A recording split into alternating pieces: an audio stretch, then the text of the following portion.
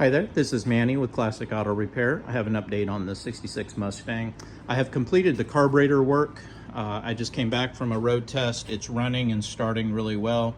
I have the new fuel filter installed with the heater insulated over the heater hose to protect it from vapor lock. And then I've tracked it right here to a new fuel pressure regulator, which will tell you that you're developing pressure at the fuel pump and supply to the carburetor. And now we do definitely see squirting gas in the carburetor. When I push on the throttle, you can see the gas squirt down in there. That's what it's supposed to do. And adjusted the choke, made the throttle cable linkage connections. And again, it starts up really nicely.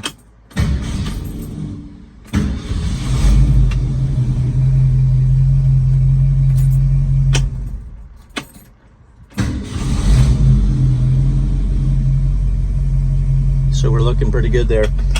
All right, so on the road test, I didn't take it very far because there is a severe vibration in the front end and it pulls severe to the left driver's side when you apply the brakes. So the next thing that I'm gonna do is get it up on the in the lift this week so I can inspect what's going on. Maybe there's a front brake shoe that is stuck or not applying. There could be a stuck wheel cylinder. Something is causing it to pull to the left. If you don't hold the steering wheel, it's a problem. So I'm going to investigate that.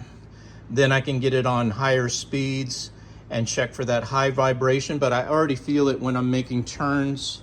I can feel a vibration in the steering wheel. So there is definitely something going on in the front. And I'll get it checked out and then report back to you guys what I have found. This is Manny with Classic Auto Repair. Hope you guys enjoyed watching. Talk to you soon. Bye.